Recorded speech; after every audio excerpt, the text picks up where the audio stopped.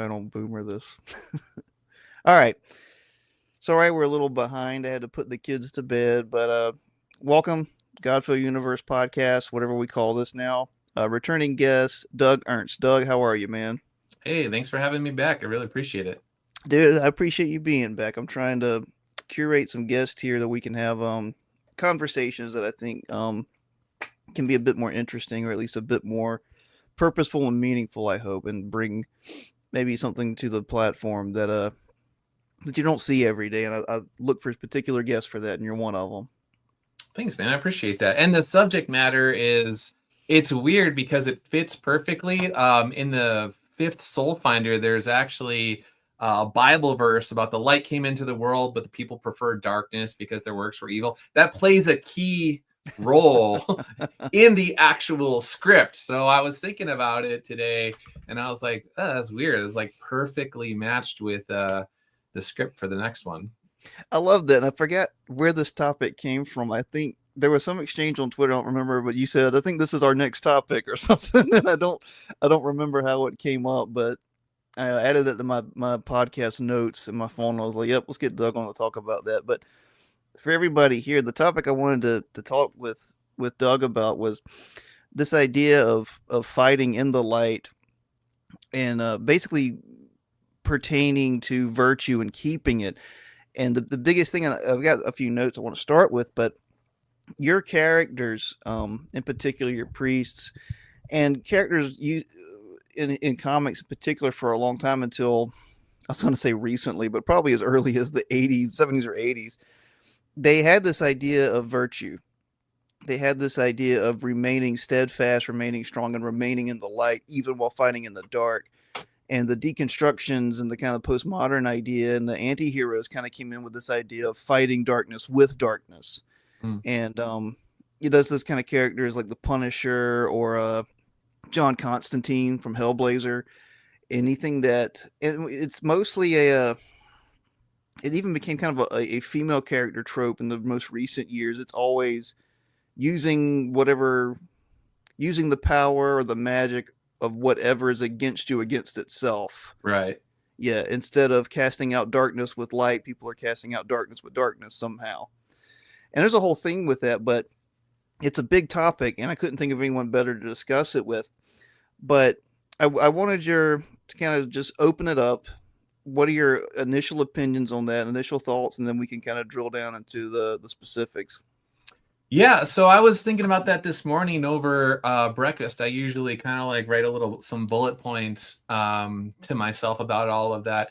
And so that's one of those things where the comics you get are in some ways a reflection of the culture and the heroes or anti-heroes that people prefer. It's just essentially a mirror of what is going on. So in my mind, you could kind of follow the culture and you can see, like, interesting thing about social media, you can look at all these writers and the artists, they tell you exactly what they believe a lot of the times.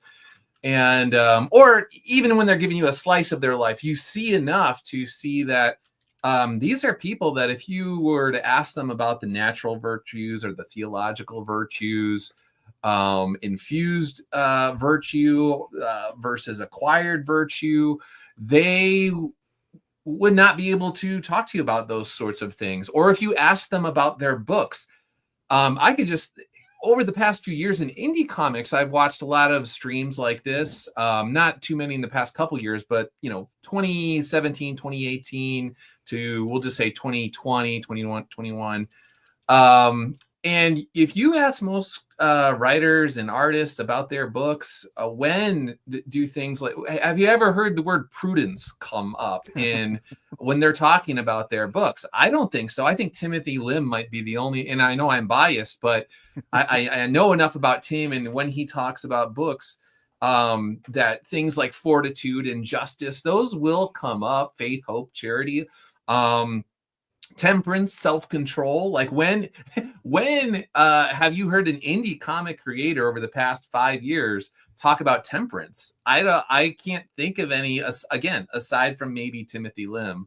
There might be a couple others, but that just shows you how rare it is. So you have people that are writing heroes oftentimes, or in their mind heroes, but they don't know a thing about virtue. And I'm not even trying to be mean.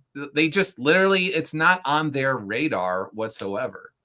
Yeah, I think that's, and I say this with some bias, but to expound on it just a little bit as a sub point, we do live in a post-Christian world, and I'm not lamenting that strictly as a Christian. I'm lamenting it as a human being and of Western civilization and a member of history in general.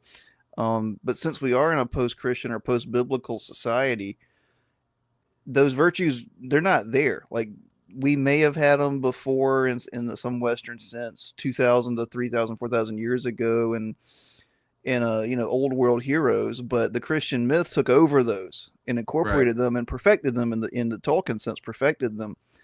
If you don't have that foundation, you can't make heroes. I mean, maybe you could make a pagan hero who, revels in blood and war and conquest, and that's usually what we get. We get vengeance stories. We get tales of basically that, exacting vengeance upon someone who wronged you. We don't get the idea of what the virtues you just said, like especially the bundle of those virtues into what we used to call chivalry, which was Right. a good man with a sword. Yeah, and that's something where even when I was a young man, I never, I will just say as a young man, I drifted towards my faith a little bit. I wasn't attending mass on a regular basis when I was in the military, but even in the military, in the army, they have the army values: loyalty, duty, respect, selfless service, honor, integrity, personal courage, all of these sorts of things. So in my mind, if a person again, I'm biased. I think military service is great for people that maybe they weren't exposed to virtue, because at least there's still this like underpinning of these sorts of values or whatever. So um and it's one of those things where I don't want to say got in trouble, but the mainstream industry, specifically Marvel creators, they didn't like me years ago because I could read their feed and say this guy is a moral relativist, and Yeah. you can see it bleeding into his stories. And he says he's writing superheroes, and I'd be like, you have a completely incoherent worldview, and that incoherence is seeping into your writing. It makes for bad writing. And so they would always take it as a personal assault, like you're saying, like, I'm a bad person or something like that. I'm like, that's a separate debate. We could have those sorts of debates. But in terms of your writing, if you are a moral relativist and you don't know anything about, like, if you don't even believe that good, the good and the true actually exists in an objective way, like, your moral compass is all screwy. It's spinning all over the place. So why are you surprised when you get these like stories where you don't even know how to wrap them up? You don't know how to bring closure to them. It's because you have a screwy worldview, dude. Yeah, oh, I 100% agree. I got into some heat with that as well. It kind of blew my mind, the amount of people that don't realize that. And it's not to be arrogant. It's not to say, look at this here, but it's like, at some point you have to sit down and think, like, what is my worldview? How does it reconcile with itself at all? Right. And if it is moral relativism, I mean, this is maybe the little bit of the internet trolling me, but the fact is, everyone's a moral relativist until you bring up World War II. Mm-hmm. And then no one is a moral relativist. But it's like, it's not, I don't think it's asking too hard to see, like, sit in a room, if you're writing and you're writing heroes, think, why do they do these things? Why do they have these motivations? Why don't they? Here, I'll pull up this real quick from the chat. Says absolute Batman has him killing people. Why does Batman not kill people? Why do heroes not kill people on average now when they used to? And the answer is usually, I mean, very simply, the more like Christ a hero is, the better that hero is, the more Mm-hmm. of that hero it is. And I do I do think that is, I think you hit the nail on the head. I wasn't around when you were making those kind of calls to people back in the day. I wish I could have seen it, but like I said, I found myself in that situation. And it's just mind blowing. It's like, it doesn't reflect on your ability as a writer, technical skill, but it does reflect on, as you say, like especially how do you resolve things. It's like music. If you haven't studied or at least listened to enough music, understand how it resolves, literally resolves. It walks up or it walks down, and it pulls and the tension. You're gonna make clanging noises in your bathroom. You know. Right. Yeah, and it's another one of those things where even if, how do I say this? Even if they didn't want to talk about things from a religious perspective, I've also found, again, I'm going to annoy creators in this particular stream, but if you talk to people and you ask like, why are you doing the thing that you're doing? Have you really drilled down into what you're trying to do with your books and your story?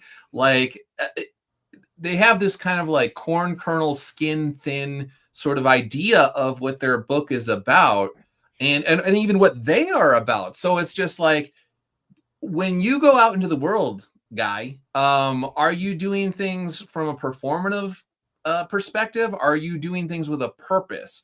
Are you like, have you stripped away all of the different masks that you wear on a daily basis? And like, do you even realize that maybe you're wearing different sorts of masks? And when you're alone in your room and it's just you versus you, what is actually there? These are the questions that writers have to wrestle with and struggle with if they're good. That's the other thing that really irritates me is, so I'll try to be tactful here, is that people think that anybody could write. Well, yeah, anybody can write a story, but not everybody can write well. Not everybody can write stories that the reader is going to come back to a year later, 5 years later, 10 years later. They're going to give it to their young children as they, grow up or whatever. And so I've just found that on multiple levels, on multiple layers, a lot of creators, they have never really given themselves a hard look in the mirror and asked who exactly they are and what they represent. Well, yeah, that's a terrifying thing. Alone in the dark with yourself, and that's a motif. As you know, that the prophets all repeated going into it was such a prolific trope in our world that Nietzsche's Thus Spoke Zarathustra was that a man retreats to the mountains, spends time alone, and he comes back down and he talks to the populace. That has been lost. I think I know I've said this before. I believe it was Orson Scott Card in Ender's Game said that isolation breeds creativity. And the reason it does is because, as you said, you're alone with yourself, and that's a very dark place to be. Because you realize, if you're honest, you realize how awful you are and how weak you are and how terrible you are, Right.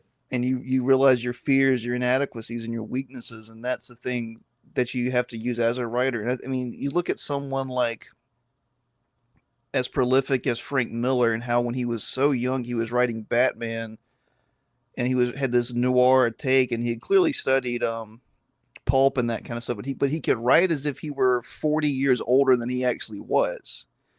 And that's what you find when you're alone, I believe. I think you find those universal truths and those universal things that will always be with you, no matter your age.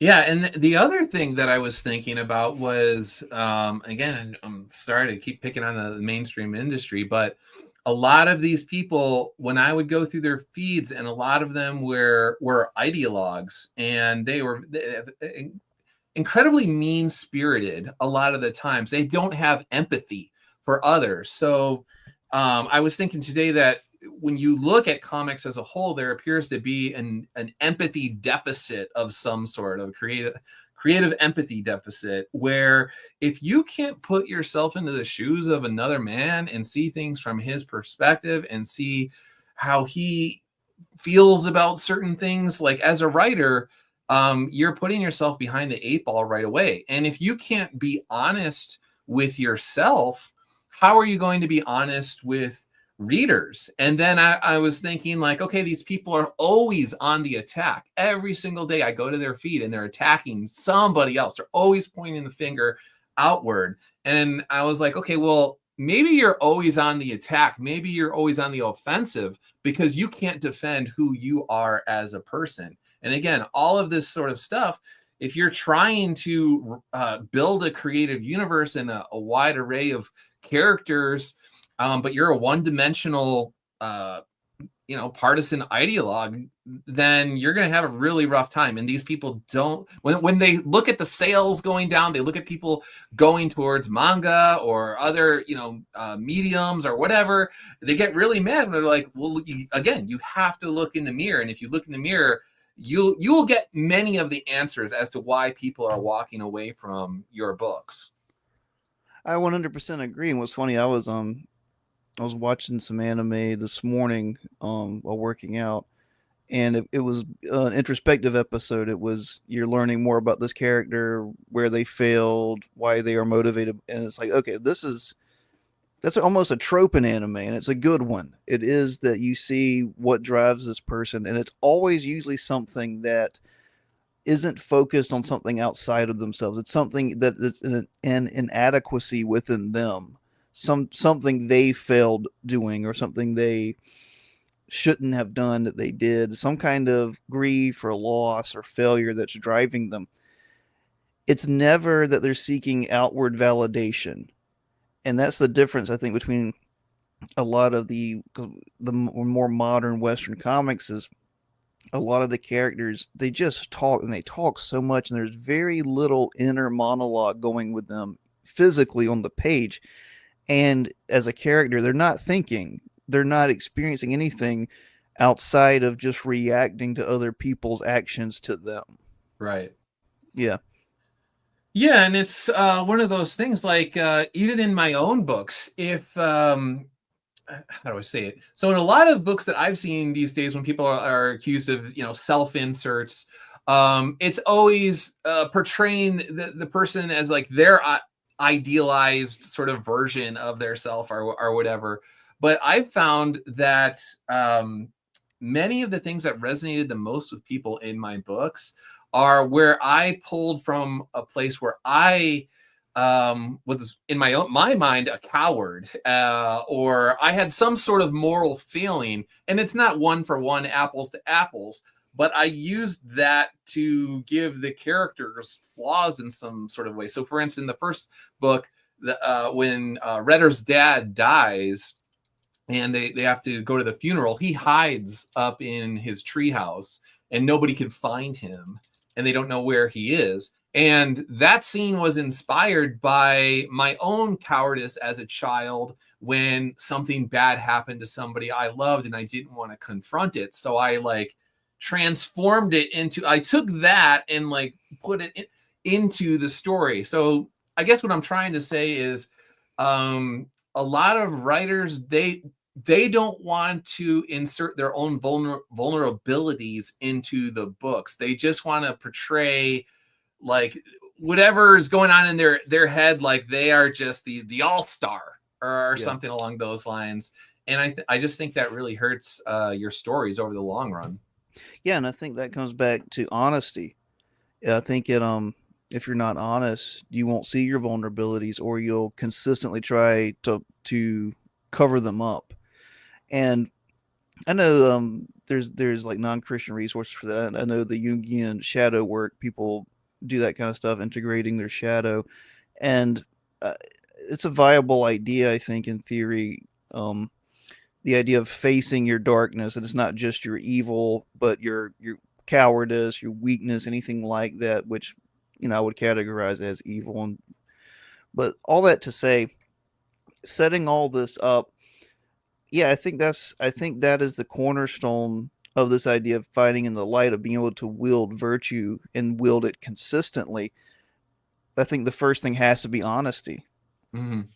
And going with that idea, and that's what I really liked about your work. And one of the reasons we started talking was, I've actually been kind of hung up on your first book a good bit. I keep reading through it and making notes and writing through it, because there's a lot in there. I mean, of course, the main thing with that first one is the question of, why do good things happen to bad people? And ultimately, it's who is good, who is bad. And to tie all that together with what we're talking about, good in the temporal sense, as we are in, is a consistent verb. It is a consistent action. It is the renewing of your mind. It is that, especially in your work, these people are fighting things that never sleep, are never weak, and are consistently, eternally attacking for any kind of chink in your armor at all times. The thing is that that's our reality, whether you are religious or not, whether it's your nature, whether it's an external thing. The idea of being continuously virtuous means being continually honest, and it's such a burden to carry. And I'm wrapping it up here because I want to get your thoughts on this. So, especially when it comes to characters, and I want to tie it back in later with reality as well. What's going through your mind whenever you're writing challenges? Every writer writes challenges. Even bad writers write challenges for their characters. What's going through your mind when you're thinking how this character should respond? Are you thinking here's how they should respond from an objective view, or here's how they should respond, and then here's how they would respond, and then a synthesis of the two? Does that make sense? Yeah. So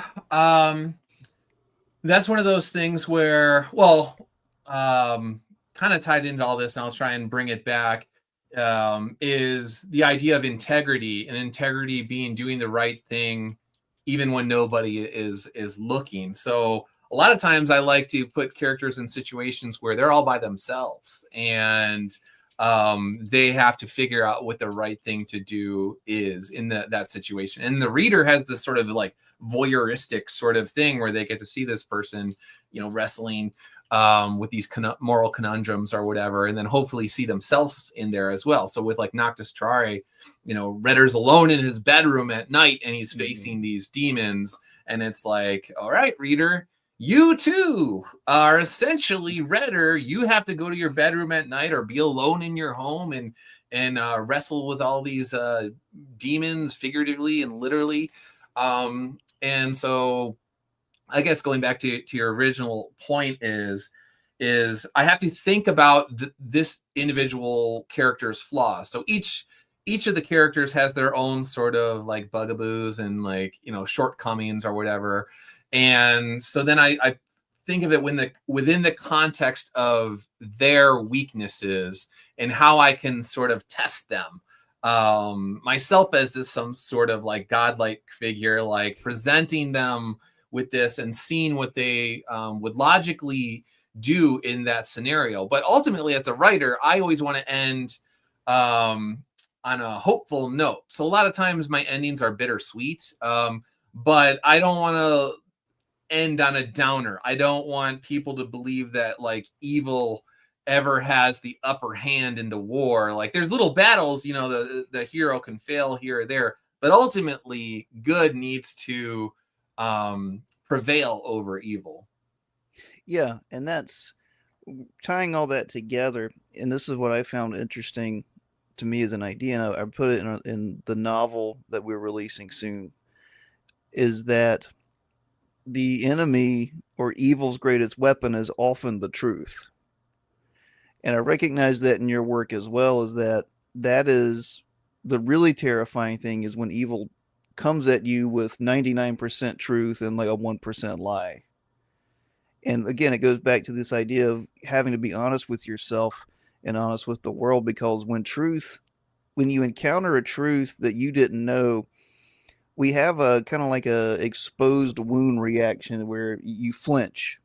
And it's in that flinching that evil gets a second. That's when when it pops you with a jab, that's when it sets up a right hook. Right.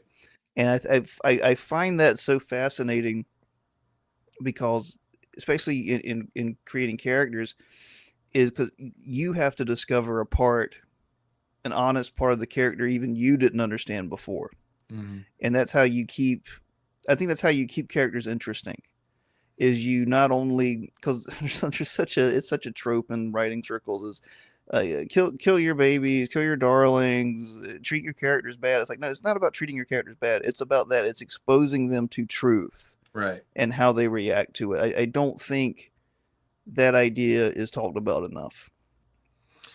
Yeah, no, it's the difference between kind of, you were talking about the 80s and sort of this movement towards the anti-hero or whatever, or deconstruction and tearing down. At the end I want to test all of my characters, the heroes, But if I tear them down in some way, at the end of the day, I have to build them back up. Hmm. I'm not just beating them up for the sake of beating them up and torturing them or whatnot. They're going to come out of this a better person, and they might not see it in that moment, and it might be painful. But at the end of the story, or the end of the uh, story arc or whatever, they will be a stronger foe for the demonic. Yeah, and that's to go to kind of like point two with what you were listing the list of virtues is what you just said. They become a better person. The more modern idea of fighting darkness with darkness is that it's all about power. And if you watch, especially female led character movies or comics, it's always about them discovering their power. It's always about that. It's never about improving or changing. It's never about beating evil with good or with remaining virtuous. It's always how do you outsmart or outwit or outpower something.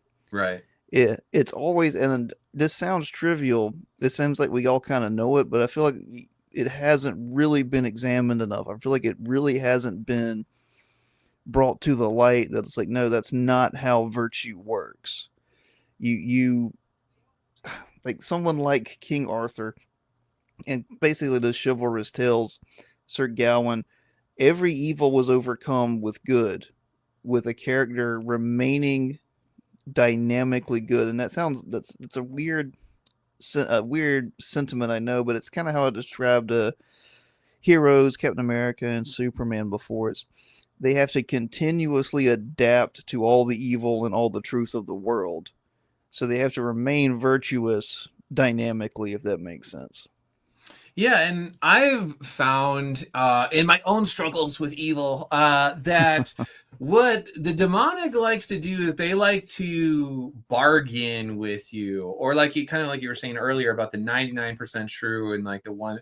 They're always trying to say like, okay, well, yes, you have a point here, but, and Mm-hmm. then something like they try to just chip away at the argument here and there, and they hope if they just kind of chip little by little by little, you'll stumble and fall, or you'll agree to a false premise.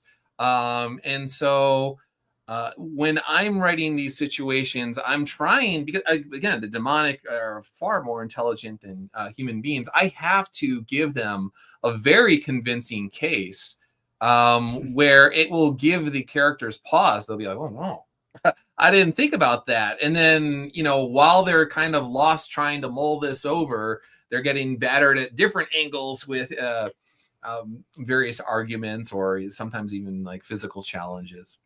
That's what I noticed in your work is that the demons are often very verbose in their language. The assaults are very not verbal as well as physical. Right. So it's one of those things where, again, when with writing indie comics, that's what I think it was actually you who was saying how all the action has a purpose to it. Yeah.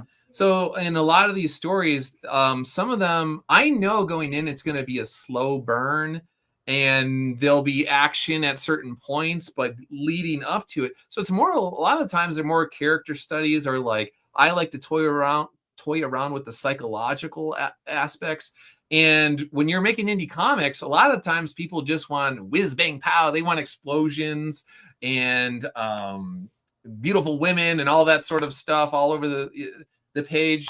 And so I knew going into this that some of it was going to be a hard sell with people, because I just have a bunch of men that are going through psychological gauntlets for much of the time, and then it's punctuated at parts with action and adventure, or whatnot. And then hopefully there's enough people out there that kind of get what I'm going for. No, I 100% get that, especially as a creator. We've been in maybe some knockdown dragouts over that. We have certain types of books we don't make and certain types that we do make, and they do tend to be more introspective, but there's action. But I mean, not to go off on a tangent of how comics used to be like an old man, but I mean, I plug your books again here for you. I So appreciate that, man. Thank you.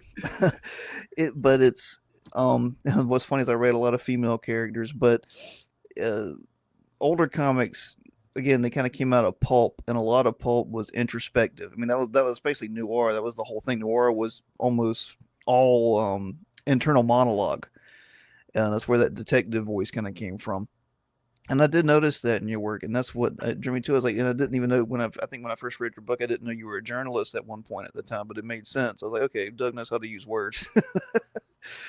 But that's the thing is, it's not to belittle, something that's flashy or not, and that's great if you can pull it off. But I do think that is lacking in comics in general, a meaty substance to bite into, and that does usually come from the language and the words, and more importantly, as we're discussing, from the conflict of the characters with themselves. I mean, this just used to be basic literature. It was, I'm sure you might know what it right.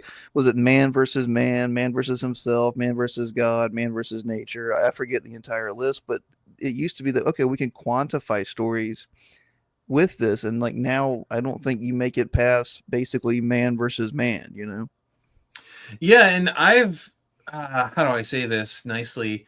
So I'm always trying to challenge the reader and push them kind of forward or try to raise the bar. And I've just found that in a lot of books, they kind of are like, oh, our own readership is stupid, so we're just going to keep dumbing things down for them. And I don't know if we talked about this before, but I just remember Stan's soapbox years ago. There was like one of them where they were asking him about, the language that he was using and if it was too much for children. And he's like, no, they could bust out a dictionary. If they don't know the word, that's what the dictionary is for. Like, that's good. If they're actually like, don't know the word and they have to open up a dictionary, they learn a new word. And so in my mind, so how do I say, again, I'm trying to be nice as possible. Every once in a while, even though the overall feedback has been great for the series, there's some people where it doesn't resonate with them. We'll just put it that way. And Yeah. sometimes the person saying that, you know exactly why. You're like, I know, because you just wanted the demons to be like naked women or something like that, and you wanted them to try and make out with Father Red, or you wanted just every other page to just be like the combat vets are busting out grenades and anti-tank weaponry, AT4s, and blowing things up, which I do have in an upcoming book or whatever. But so it's just like they might consider something boring, and I'm just like, no, you just don't want a character study. You don't like the kind of like, again, slow burn psychological studies of characters, and that's fine. But it just means that my kind of Exorcist book is not the Exorcist book that you are looking for. Oh yeah, I completely agree with that. I think, and this may sound a little arrogant, and I don't mean it to, but I think as we discussed, if you don't have that honesty, you don't have that approach to good and evil, you can't do a character study because you don't change. Right. If you don't have a character that has some, it just sounds contradictory, but it's true. If a character doesn't have principles, then they can't have challenges. If they don't have an objective view of morality, or at least a very strong principle of it, what are you going to challenge them with? Like, then they're just like Loki, the god, the trickster god, that he doesn't care. He'll become whatever he has to be. That's why you can't really do a character study with him, and that's why in the show, in the Disney thing, the whole arc of MCU Loki is we have to give this guy a morality. Like, you know what I mean? And that was something I found. I will be careful with names, but I found a lot of the comics in the early 2000s. They had violence for the sake of violence. It was just like gratuitous violence or sex, and they were substituting trying to get a dopamine hit on some shocking sexual or violent image in a panel, in place of solid storytelling and character development. And I was like, and then there's an audience out there that were like, but did you see that? That was so cool. And I was just like, if you're a 21-year-old guy and you want to see, X, Y, and Z that is just like overload, extreme violence. Yeah. Yeah, I guess, sure. But like, I feel like anyone can do that. Actually, and even like in the last Deadpool movie, there was like some scenes. What was it where he was trying to use Wolverine's claws to essentially like put them in various orifices, Deadpool, or whatever. And I was just like, that's the kind of stuff where it was just like low hanging fruit, like lowest common denominator, like you get a laugh out of it. But that's not the stuff where like it's not going to last with people. It's not going to really change them in any way. It's just like, oh, did you see he put Wolverine's claws up somebody's butt? Ha ha ha ha. Yeah. You're just like, okay, it works if you're like 16 years old, but that's not the kind of stories that I want to tell. No, and I get that, and that's actually what you just said. That got me in trouble a couple of weeks ago. Lowest common denominator, that term, but that used to be a well-known term, and low-hanging fruit as well. And I actually wanted to have yourself and maybe another guy on. And by the way, Josh, the artist, he was sick again tonight. He just came back from a church trip and had the flu or something. He sends his condolences. He wanted to be here to meet you finally. One day we'll make it happen, and he'll be healthy. Me and him are not the same person, I swear. He's actually talented.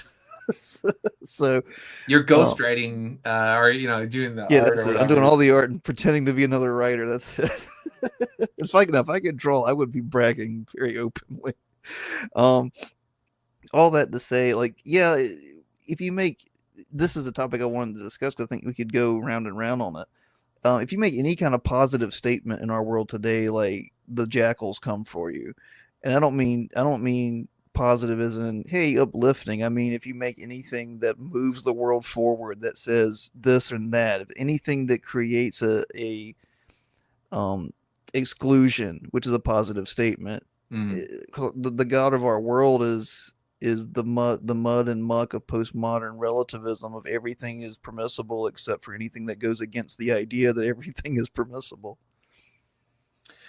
Yeah, no, it's how do I say this? Is I've been accused here and there of they're like, oh, he thinks he's better than other people or whatnot, and it's like, no, when I'm talking about, if I say lowest common denominator, like how do we say this? When I'm writing stories, I'm trying to write multi-layered stories that will resonate with people that have an IQ of, we'll just say like 95 to hopefully like 105, 115, and maybe higher, So you're not writing for Marines. Got it. So like, I'm trying to do something where everybody along the way could find something that they like out of it. Now, I know what I personally like in my aesthetics that I prefer or whatever.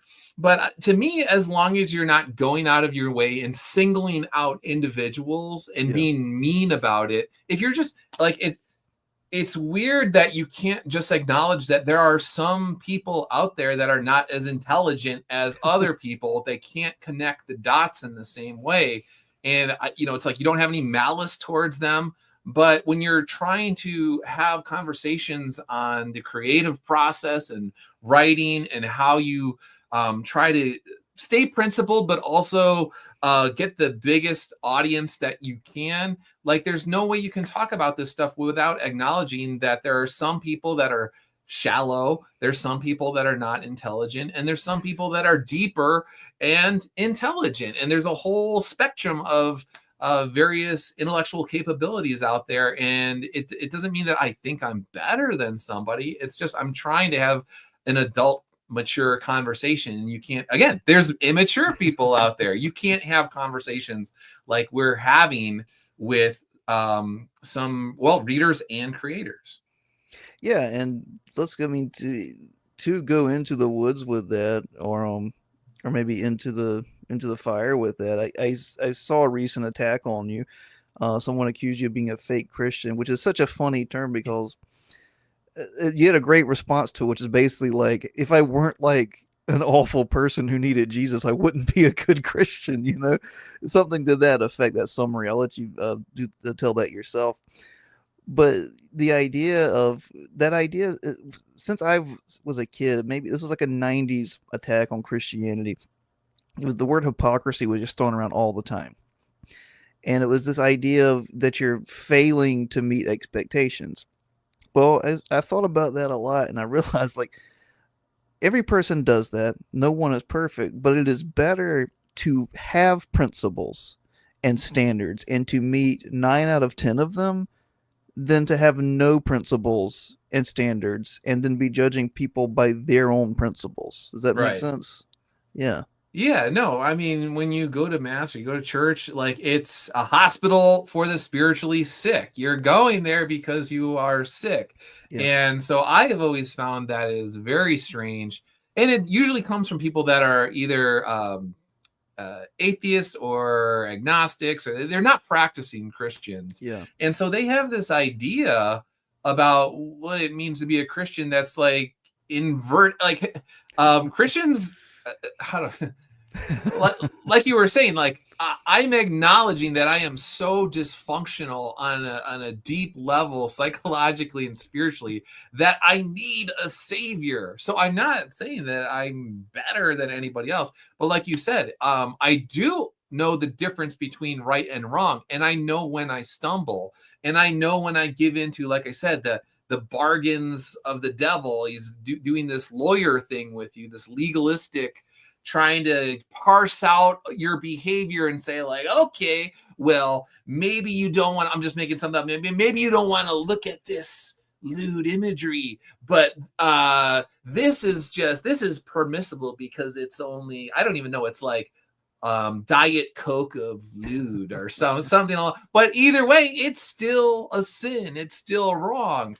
And or you know, you can do the same thing with food and gluttony, and just go down the sins of the flesh, or whatever. And there's always ways that you're going to stumble, you're going to fall.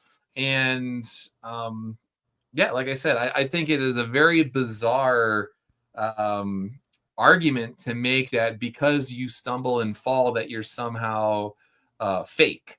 Yeah. It's strange.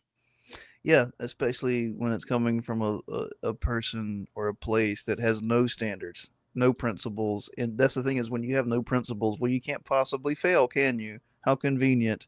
Like when you don't hold yourself to a standard, there's nothing to miss.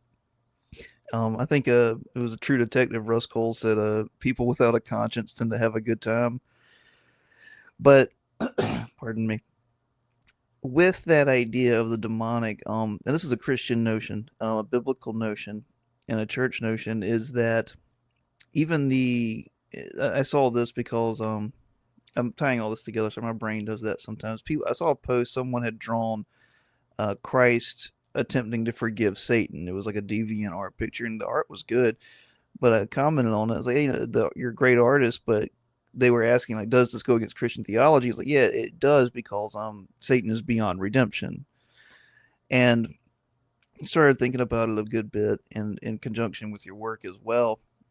And the examples were given biblically of when humans and angels are interacting with demonic forces, is there is no discussion. There's no dialectic. There's no reasoning. It is an outright rebuke, an outright shutdown, is an acclaiming of an authority. And what you're just describing is like when you enter a dialectic with a creature like that, a being like that, you've already lost. You Right. can't win. You can't win that. Yeah, and that's something where it's tough with the stories as well, because the priests and the exorcists Mm-hmm. know this. Intellectually, they know I need to just zone out. I can't listen to these guys, pay them any mind. So that is always a challenge for me, is finding that little the psychological weakness, where it's kind of like your house, if it has any, the demons are like cockroaches, they're gonna find that tiny little entrance that they could get in, and then spread out throughout your mind if they could just get in there.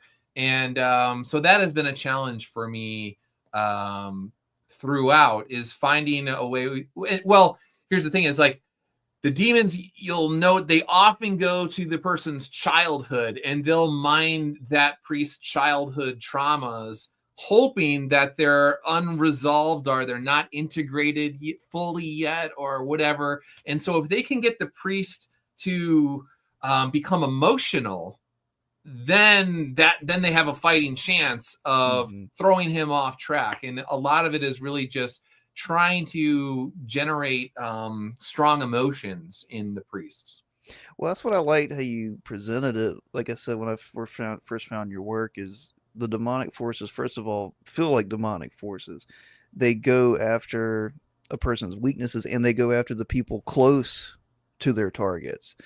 And that's an overlooked thing, I think. Again, like when people, that's what's so funny. I think it was C.S. Lewis who said it. You can correct me if I'm wrong. Maybe it was Chesterton, but I'm pretty sure it was Lewis. He said basically that the good man understands evil better than the bad man because the bad man has been dominated by evil and the good man has been fighting it his whole life. He has to understand it.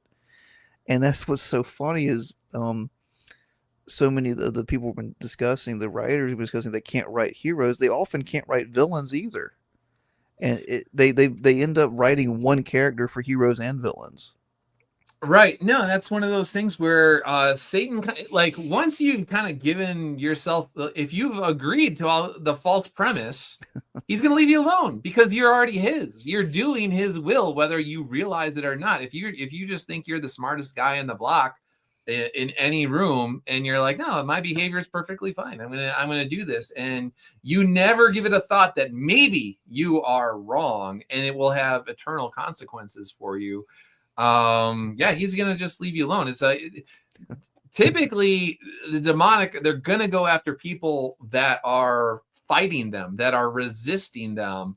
And so again, going back to the fake Christian line or whatever, it's like sometimes when you see people that are practicing Christians fall, especially when they're priests and deacons and such, it's because they're coming under increased spiritual attacks because of the number of people that are in their flock. If you can take out the shepherd, if you could take out the general on the battlefield, then all the soldiers, a lot of times they don't know what the heck they're doing. They'll start running all over the place because nobody is leading them. And so, again, I could go on all day about people that are not Christians, that they've got this. I don't know if I was telling you this before, but like they grew up on Ned Flanders type portrayals of Christianity, or pick your television show where it's just this caricature of what Christians are, and there's always the closeted preacher guy who he's got the strange fetish sexual stuff or something going on that's like totally repressed. And it's like, well, no, a lot of times people that have hard falls, it's because they were fighting tooth and nail against evil. Yeah, and that's the thing is the Ned Flanders and the repressed priest idea. It's always that there must be some mortal flaw, but it's never presented in a good way. You're right. It's never that, no, this man has been fighting this thing his whole life and has done great good despite it. It's always, no, they know about it and they're hiding it and they're using religion to hide it. It's never A, that this person is a virtuous person and has conquered things, or B, that they know that they have that problem and they've been fighting it their whole life even though they're still having to fight it. Yeah, and a lot of the times when people give in to various sins, again, going back to childhood traumas, and again, not excusing behavior in any sense, but a lot of times people turn to, whether it's drugs or alcohol or sex or whatever, it's because at some point in time, they learned that was an escape, or that was a way to get some sort of temporary relief or something along those lines. And their brains, on a again, you don't have to be religious or spiritual or whatever. You start making these what is it with your Neural pathways. Thank you. The circuitry in your brain is rewired at a young age to see something that, again, is sinful, but you don't know because your frontal lobe isn't developed yet or whatever it is.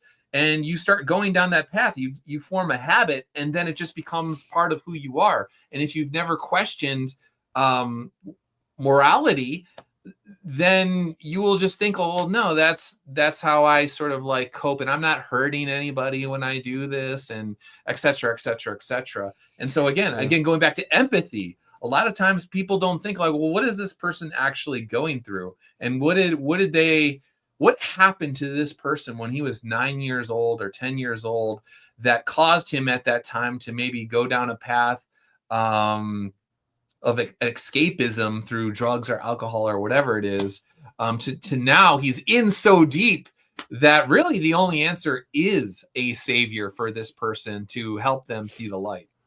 No, and that's an interesting idea, and we've seen the perversion of that. And like this again, I feel like we've already had like three topics now. I would love to have 3 hour podcast on, but because I don't see anyone else talking about them. But this is something I thought about for years now, and maybe it's because I come from a musical background. But in music, in music culture, there's always been this connection of alcohol and drugs with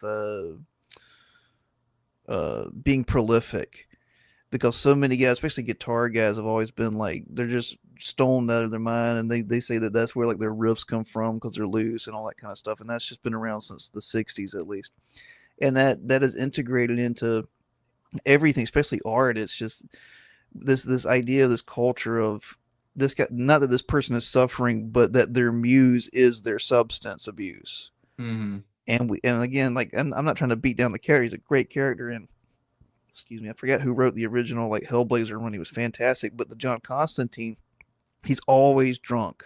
He's always high or something, and that's where he's most prolific. That's where he's most powerful. If you look for that trope, you see it. It was much more prevalent, I think, in the '90s, in the early into mid '90s, but it still exists a little bit. It's always this person that relies on something, and it's presented as that they need it to do their job and be good, Mm-hmm. and that somehow we're supposed to accept that duality, and that's normal, and that's just how they are, instead of that, no, they should conquer that, they should be better than that, and they should improve themselves to improve the world. Yeah, no, I mean, it's another one of those things where if you start talking with creators online, they're going to get super prickly if you bring that up and say like, no, it seems like your character is using certain things as a crutch, and Yeah. you could actually make him a far stronger character if he would realize that he's avoiding responsibility for his actions. He's not properly integrating the shadow Yeah. part of himself into his adult self, and these sorts of things. But again, as we were saying at the beginning of the stream, it's like I just honestly don't think a lot of writers really ever think about their own works on a deep enough level. They really just kind of stop at like the cool visuals. And wouldn't it be cool if he was on a like Keanu Reeves? I don't know, John Wick. He was on a horse, but he was able to shoot in his like that's which, and I like the John Wick movies, of course, but like I just feel like a lot of people, they don't really think any deeper than like the cool visuals and the revenge element in certain stories, and they do themselves a disservice. No, and that's a great example, because I mean, I enjoyed. I don't remember how many of them I've seen. I think I saw the first two John Wick films, and I enjoy them enough. But again, like that's not a virtuous character. He's a protagonist, and you're cheering for him. But it's like, this guy killed how many people? Like it's like he's not a good person. I'm probably in the minority, but I think they should have he should have died at the end of the first one. Yeah. And that would have shown that like he couldn't escape the sins of his, or he had to somehow atone for the sins of his past. And yeah, those movies, as much as I like them, it's diminishing returns. So I really like the first one. The second one was good, and then it just each progressive one, I was just like, I don't know if I saw the last one on a plane, and so I'll probably see if they come out with another one. But he's I guess they had Ballerina. I didn't even see that one. Yeah. Well, it's that thing again. It's when you have that kind of understanding of the world, the candy of like flavor of vengeance and darkness casting out darkness, just it doesn't work for you anymore. At a point where it's just like I was flipping through. I forgot what it was. It was Amazon. I don't have Netflix. Maybe it's Hulu or something. And I usually can't sleep. I was like, it had to be like 1 or 2 in the morning. And every title, everything I was looking at, I was like, man, this just seems like it's bad for my soul. Like, there's nothing here that is Well, truly even beautiful. I saw the new Superman trailer where he goes off on Luthor because Crypto was maybe kidnapped or something, Yeah. and the delivery was just like, "Wait, did they just like copy John Wick?" Like, I feel like they were just like, "Ooh, people love, when the hero is mad over his dog," or I don't know. I just saw that clip and I was like, I feel like they just ripped off John Wick or some element of it and just incorporated it into Superman, like kind of lazy. I've got a lot to say about James Gunn, and none of it's good. I don't. I don't think he Yeah. knows. I don't think he knows what a man is.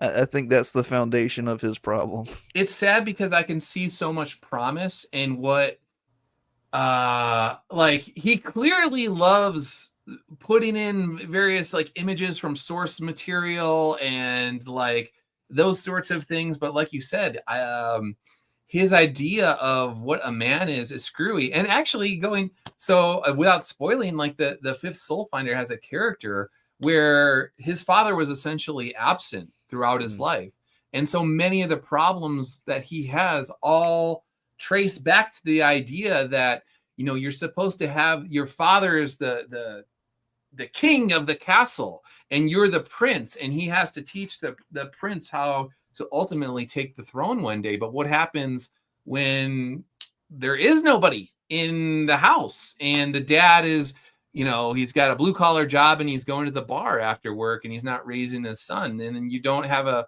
proper idea of what it means to actually be a man.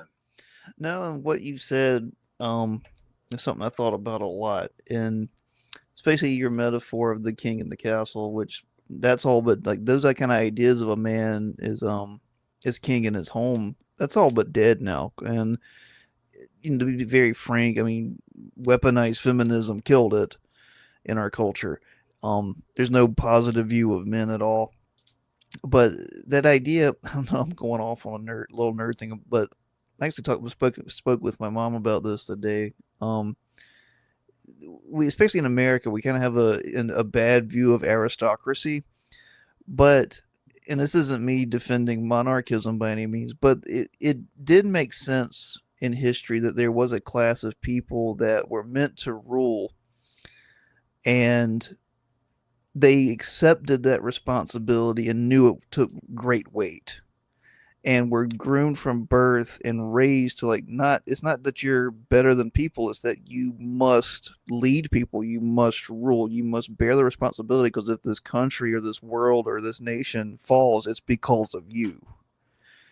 And the idea that you were speaking about, a man like his king in his own house, that's what patriarchy was. It was like, as the man and as the son, this family relies on you ultimately, spiritually and physically, and all the faults, no matter what happens, somehow it does fall on your shoulders. Yeah, and well, that's the other thing is, again, going back to people that don't understand Christians, if the man is the head of the household, they don't know anything about the idea of the master servant, essentially. So you are the head of the household, but if you look to Christ, he was washing the feet of his own disciples, and Mm-hmm. there's a certain sense of selfless service that as the king or as the head of the household, it comes with, again, like you were saying, um, all sorts of responsibilities that you have to bear that other people don't have because of you if you take that on yourself. And so yeah, I agree with you. And again, people would say like, oh, you think you're better, but if you go back to the founding fathers and you read the Mm-hmm. Federalist Papers and all of those, they said the exact same thing about the population, that there are parts of the population that are always going to be uneducated. Hopefully, you don't have to have a high education to be a virtuous person. Like, that's a good thing. But there are people that ultimately rely on strong, virtuous leaders in any society, whether you're in a democratic republic or you have a monarchy. Oh yeah, I mean, I forgot who I was speaking with. I think maybe I was speaking with Brad Kelly last week. Maybe that was it. But I don't in my lifetime, I don't remember when we've ever had in any position ever that I can think of like a virtuous leader, like someone that you could be like, yeah, that's a virtuous person. Yeah, the advent of the career politician is sort of, I don't know exactly when it came, but if you look at politicians over the last, we'll just say like 50 years, there are all these people that a lot of times are just like lawyers that got into politics very early on, and they've lived and worked in Washington D.C. for their entire adult life, and then up until their 80s, and they just keep clinging to power. It's sort of the Lord of the Rings sort of situation. Whereas once upon a time, you had these leaders that they were successful outside of politics. Hmm. And then they came and then they did their thing for a few years and then they walked off into the sunset many times. But now it's just like, no, we're going to get moved to DC when we're 21 years old. Then we're going to get our master's degree in DC. And then we're going to stay there until we're 85 years old and someone has to drag us out of the Capitol. No, that's another topic I'd love to have a long discussion with you because I know you were kind of an insider with journalism and that kind of stuff, and that's an interesting idea. And to tie all that together with this, there's something about the modern lawyer that is satanic. I mean, and that idea.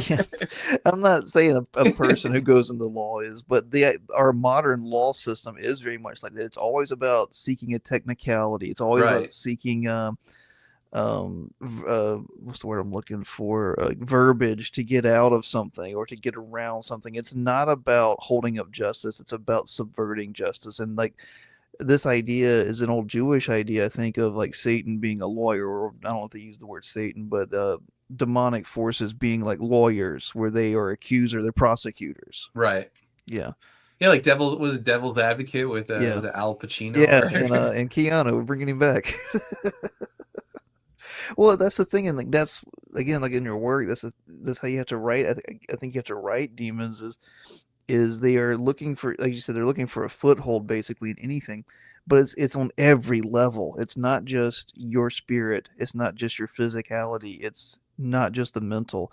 It's all of those things all at once. It's a being that is trying to subvert all of reality on every level at all times in any way it can. right.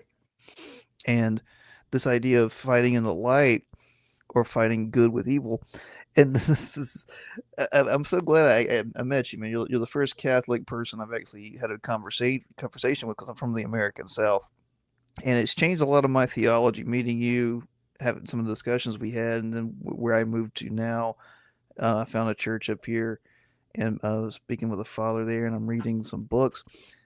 What really changed my perspective on a lot of the theology I had was this last election, basically, in the current state of the world. And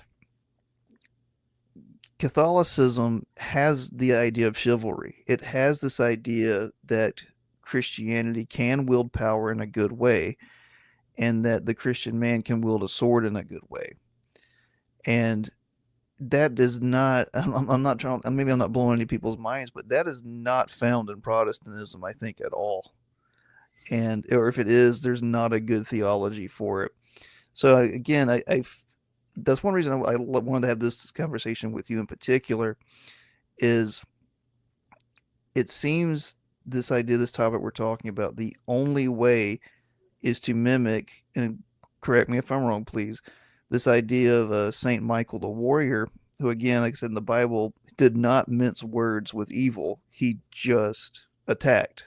He either rebuked, and then in Revelation, all we do is see him attacking. There's no words that he uses. Yeah, and then that's one of those things where the angels, when they were created, I think we briefly talked about this maybe offline at some point. They knew all of the consequences of their action, like the way that they are formed. We have we could only see a tiny slice of reality and the ramifications for our actions. We don't get the full panoramic, full spectrum of of everything, of our choices. But the angels, when they make a decision on something, they know exactly all of the ramifications for what they're deciding, and they still decided anyway. So they can't change their mind. They're not going to regret it. They knew beforehand in ways, and that's why we are given so much slack, because intellectually we're just so much, we're like dumb, stupid animals essentially, and God has mercy on us because we are stupid. Well, that's what's funny is I think that goodness is like the IQ meme where it's like the dumb guy is like just do it Nike, the middle guy has a list of things you need to do beforehand or overthink, and the smart guy is like a sage that just says just do it Nike or Right. whatever. But that I think that is this topic we're discussing about when handling evil, you can't overthink it. You can't, and that's I think that's such a big, like I said, I hate using these terms, but the deconstruction and even in some way for men, the feminization of men, everything is language now. Every even social media, every encounter is a philosophical debate or anything. When historically the way you deal with evil is you just cut its head off. Right. And I'm not calling for violence, but what I'm saying is I can't get over this enough. Like you've hit on it before. It's the excuses. It's the foothold. I think that's the main thing. Heroes do not engage in dialectics with evil. Yeah, you have to demonstrate that they have a proper sense of discernment about all of this beforehand. So that's another one of those creative challenges, is you have to have people that have really uh, addressed, again, the darkness in the room or whatever, and they've sat in the darkness for a long time. They've contemplated it. And so when they do see evil, they see it for exactly what it is, and they don't have to waste time sort of pontificating over all this sort of stuff. It's like, I know it when I see it, and that's evil, and I know what the right thing to do is, and I'm going to do it. But see, that's a dangerous sentence in our world, is what you just said. I know it when I see it. Like that's because that's not faith. That is something visceral and core that we have forgotten. That's something primal that built the world. You can't say that anymore. Now you have to go into a source, like source. Can you provide a source for that? Can you provide data for that? It's like data is my data and my source is reality. I know something is evil when I see it. Right. And so that's where people get really, and I've avoided this on social media for the most part, but again, going back to I don't want to get the algorithm to get you or whatever, but we'll just say like the difference between adult movies Yeah. and then the woman on X or whatever it is, Yeah. who is so suggestive that she is trying to plant the seeds of lust in somebody. And if you say like that's evil because she is obviously trying to ignite the brush fire of lust within people, then they're like, well, you're prude, or you're this, or you're that. And you're like, no, I'm not. I'm just saying that I can see what this person is doing, and I can see the end point. It's if you say like, well, this is fine, like we'll just go here. Well, then again, it's always the great, there's chip degree by degree by degree. That's how they get you little by little. They keep edging you like, no, this is fine. No, this is fine. This is okay. If you say no to this, then you're the uptight guy with the rod up his butt, and you can't have any fun or whatever. And so that's how the legalistic thing was like, well, isn't there a little loophole here? And before you know it, then you've stumbled, you found yourself at the bottom of the well, and you're like, how did I get here? Well, quick joke. I've thought about this, I think, a week or two ago, because I was called a prude for a discussion. And all people were like talking about the Puritans and making like showing ankle jokes. And I was thinking, like, no one on X that I've seen post weird feet stuff gets to badmouth the Puritans for hiding ankles. Like, apparently they were on to something because the internet has revealed how debauched these people are. And that's the thing, is like, you don't even have to be on a crusade. Like, it's just like, if you're just matter of factly saying, like, listen, like, you just need to be really careful because this is clearly meant to inflame passions Yeah. and emotions within you and lead you down a path. Like, you should at least be cognizant of what is going on. And it's like, again, you can't even have any sort of mature conversations because people get really upset because they've marinated in the culture that tells them, like, no, like, you can, Hmm. unless it is so far beyond the pale, like, that's, and even then, for the most part, like, you could go down a lot of the stuff that goes on in public these days you would have never seen, like, when I was growing up in the 1980s. It's like so far Yeah. out there. Well, one of the great lies of our world, I think, is the word consent. And we put it on a pedestal to mean as long as that is met, anything is good. Mhm. And it's like, no, like just because two or more people consent to something does not make it good. Like whatever it is.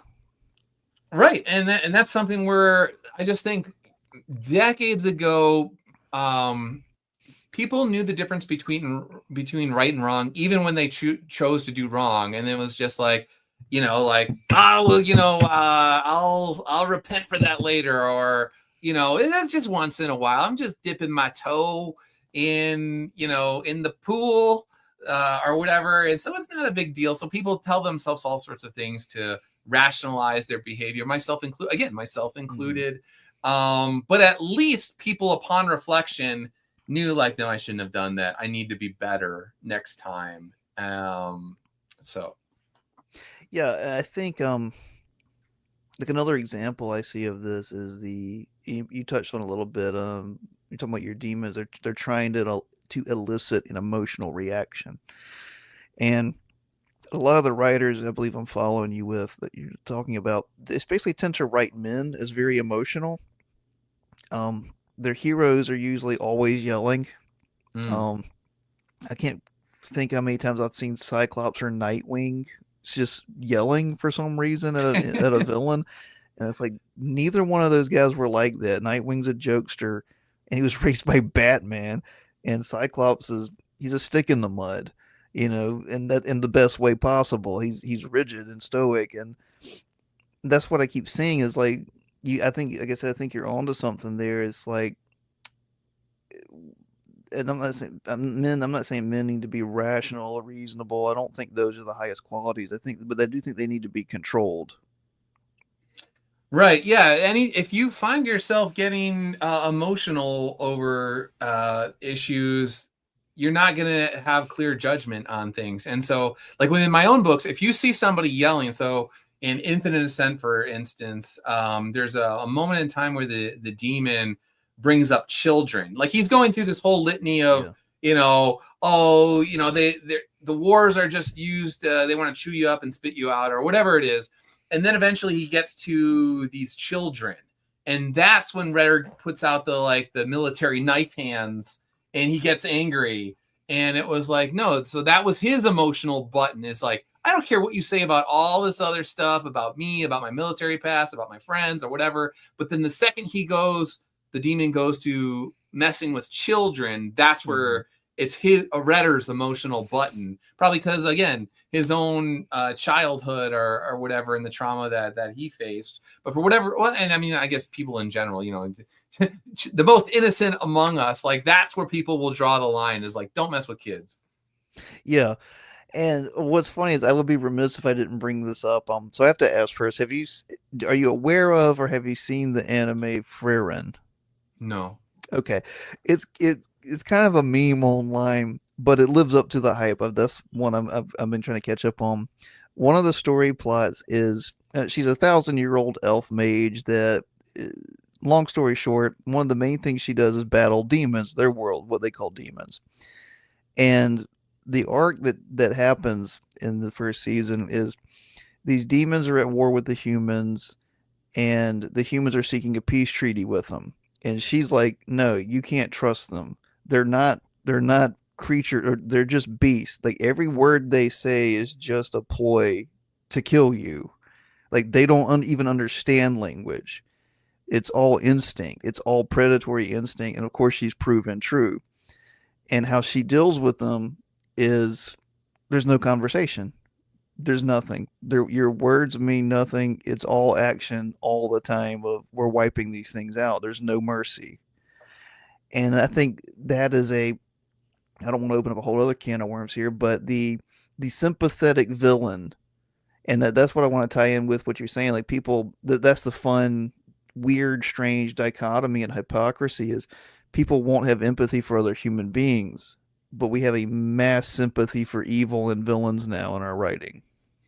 Yeah. So again, speaking of challenges, so one thing that I try to do with my characters, the ones that are possessed or heavily um, under the influence of the demonic activity or whatever, is th- I want I want to show people like the logic about how they got to where they got, but at the same time not excuse their bad behavior. It's ultimately shown as, again, they agreed to a false premise. I gotta somewhere in there, I gotta show that there's a false premise that they mistakenly agreed to. And so ultimately they are doing evil. It's wrong. They shouldn't have done it. But yeah, it's like a tightrope walking where you don't want to excuse their behavior, but at the Yeah. same time, especially people that are under demonic influence, a lot of time it's like, yeah, sometimes they inadvertently, sometimes under the best intentions, went down a road Mm-hmm. thinking that they were doing the right thing. But again, that's what the volume 5 will be. The main character, Neville, his spiritual sextant is broken. So he initially gets into the occult for reasons that in his mind are going to allow the United States to have second strike capability that's going to essentially bring justice for a number of people that died for various reasons. I'm not spoiling too much here. But because his spiritual sextant was broken, he went into a very dark place that it will be very difficult for him to get out of, which will be volume 6. Yeah, and that's a very interesting idea. I think, but see, that's what I love too is that back and forth of, is it my fault? Is it not? And again, I'm so glad we started with that idea because it all comes down to honesty. And sometimes, honestly, you don't know.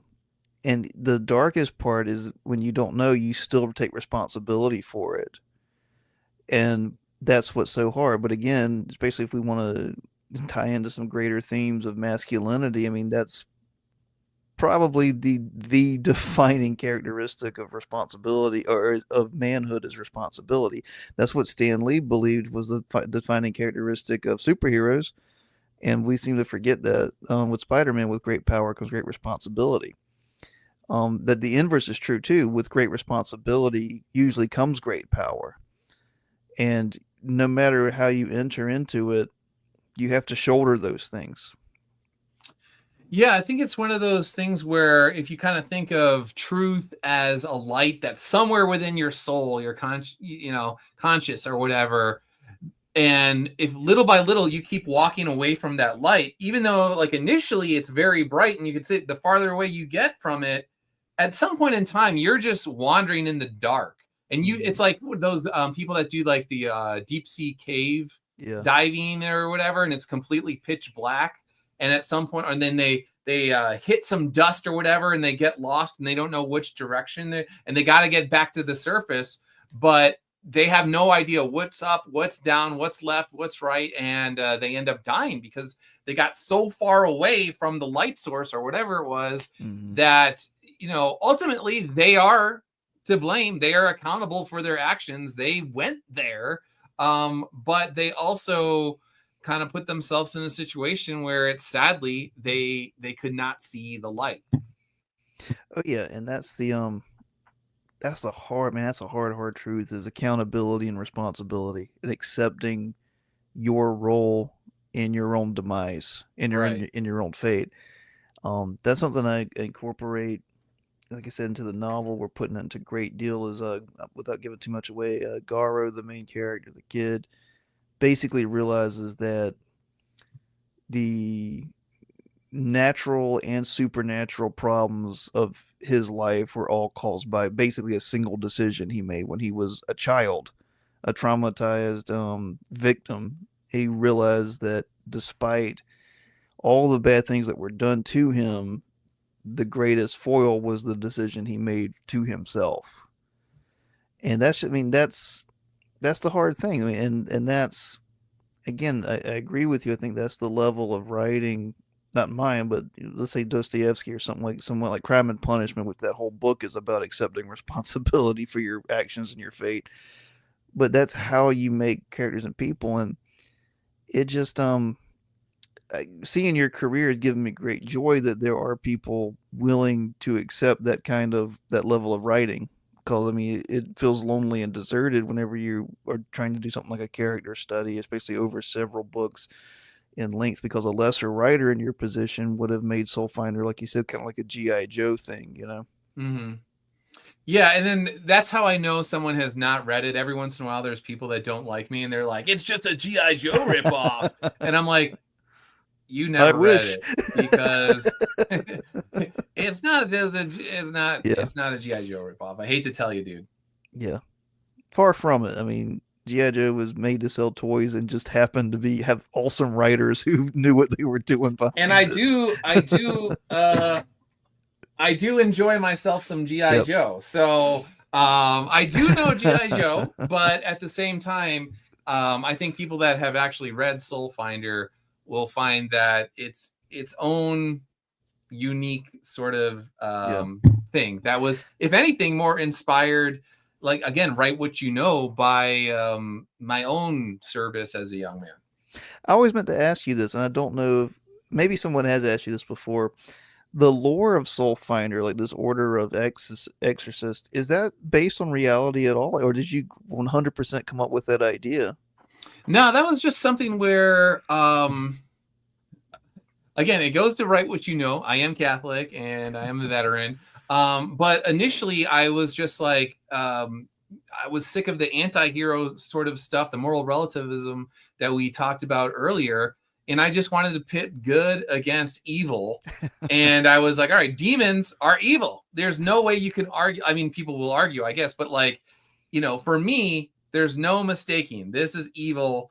And we're going to, again, crush it, and we're going to force it back in the darkness, and they're going to come back because they're immortal. But so they're evil. So then I needed someone to go up against. And then I was like, all right, I'm tired of books where they just have these guys who are like occultists who are going up against demons. Like, it doesn't make sense to me as a Catholic. Like, you're just using the occult you're just exacerbating the problem. So I wanted to have a priest, and a Catholic priest, go up. And then I was just like, all right, I want to add another like element to this. That would be like a physical element. Yeah. And I'd be like, ooh, that would be cool if they were like combat vets. Like that way I could incorporate espionage. I can tell straight up military tales. I could do a little intimate possession tale where it's like redder and one guy one-on-one if I want. I can just mess around with all sorts of different genres, blend them together, do what I want. I can go overseas into a Tibetan country if I want to, or I can go underwater. I could stay in Maryland if I want. I could do whatever I want. So I was giving myself as many creative tools as possible while also writing what I know, but also trying to kind of be in my wheelhouse about what I think is kind of cool. That's a great answer, man. Like I think but I think that's the sign of a cool idea is when it's familiar enough somewhere in your brain that it touches something old or that could possibly be old. Because when I was originally reading it about 2 or 3 years ago, I was like, man, there might be something called a soul finder. There might be, you know what I mean? That might actually exist. It didn't seem far fetched. Right. So, and it's just one of those things where it also allows me, because I like doing homework and all this stuff. So I'm like, this gives me an opportunity through my research to delve deeper into my own faith and understand why I believe what I believe. Because I think we were talking about before, when I was a kid, I grew up with this hippie version of Catholicism. And then when I got older and was reading Chesterton and guys like that, I was just like, whoa, I got the Crayola crayon version of Catholicism, and it was just hippy dippy stuff like this. Like thank God, like I didn't completely separate myself from my own faith, because I was teed up to essentially do that. But by the grace of God, I was introduced to Chesterton and Fulton Sheen and all of these sorts of I guys. love So Fulton Sheen. I can educate myself on my faith, but then also further explore. I love military history. I love military technology, and I could again ruminate, not in a negative sense, ruminate, but like mull over my own past and what it means to serve your country and all of these various principles that are involved with military service and that sort of stuff. Yeah, and that's the what's so cool is that when you take that approach and you take the harder path of truth and assessing humanity. The ideas, like the fire kind of ignites itself. So when you have someone like Ritter go up against a demonic force and he learns a greater, harsher truth about himself and he overcomes it, he's left with a moment. And you didn't specifically write this, but the character where it's like you have to stop. Like you have to think, like, can I do that again? And when you realize, or the character realizes the answer is no, he realizes, well, that's the thing I just fought. That at one time it said no, that it Mhm. couldn't transcend the truth. And so the thing you're fighting and the thing that's beating you down is also the example and the reminder of the thing you don't want to be.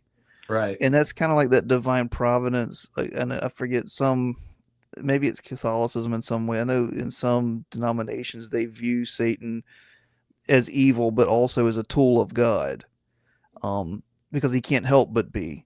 Right. And that's that thing is when you're fighting evil, when you're not giving into it and you see it as what it is, it also defeats itself.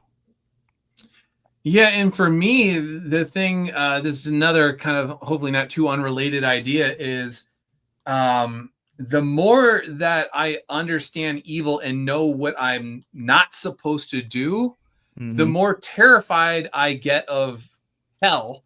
Because it's like your fall will be greater and your sorrow will be greater if the more that you know is true and right that you should do that you don't do, like, and the idea that you would stupidly, despite again intellectually knowing right from wrong, but then for whatever reason your will refuses to align with the good and the true and the beautiful, you're like, if I screw this up, if I drop the ball on my soul, I know that it's going to be that much more worse, as opposed to Yeah. someone who lost their soul, but it was like they just lived in like ignorant sin for their entire life and they didn't really know it. Yeah. Like, I don't know how all that will play out in eternity or whatever, but the more that I attempt to become a better person, the more horrified I am at the idea of losing my soul.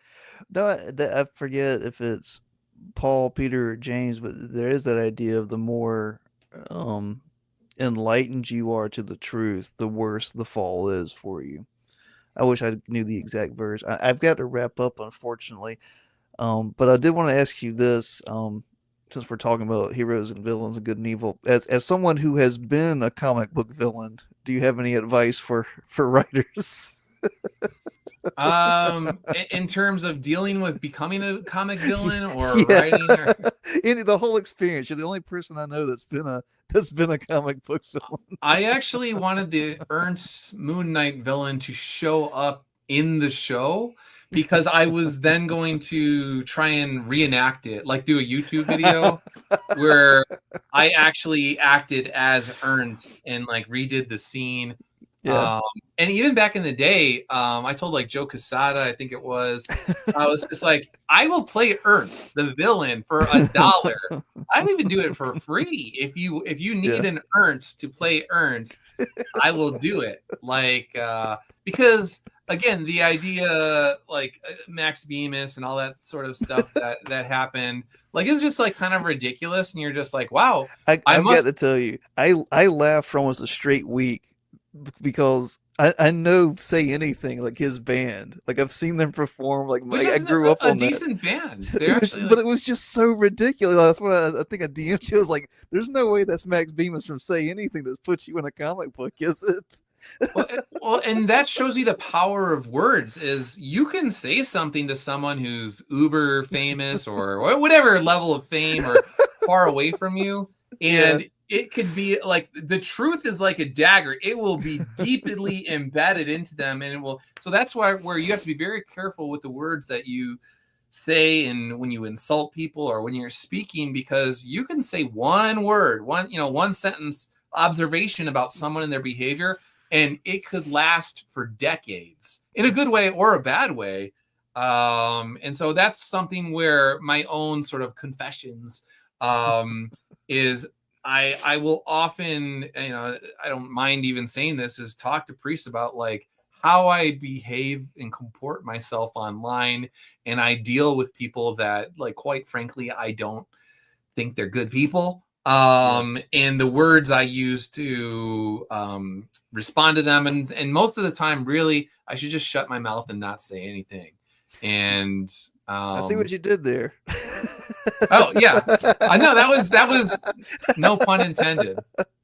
I feel the same way. I'm getting into some spats, and there's one or two things I wish I hadn't have said or thought about later.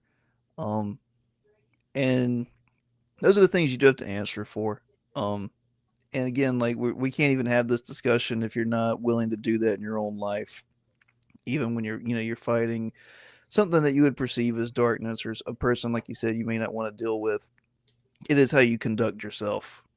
That's how you defeat yourself in a good way. That's how you defeat the evil of yourself and in the world.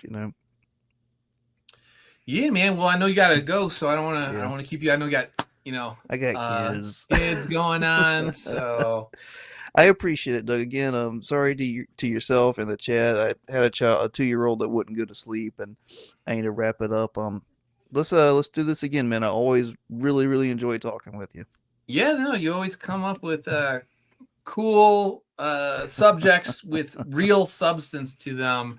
That it's a joy to kind of tease all this out with you. Do you have I know you have a volume 6. Do you have a date or anything you would like to share with anyone here? So Volume 5 is being inked right now. Matt Weldon's doing a great job. I've seen his work, and it's great as usual. And the script for Volume 6, hopefully that'll be done by Bell County Comic Con in the first weekend in August.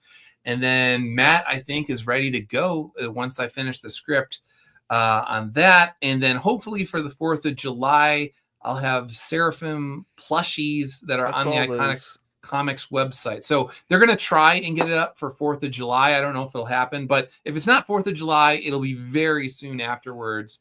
I think they'll be ready to go. So if people are interested in Seraphim plushies, Seraphim will appear very important to Volume 6 quite prominently.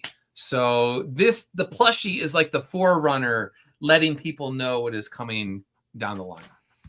All right. Doug, always a pleasure, man. Everybody, have a good night.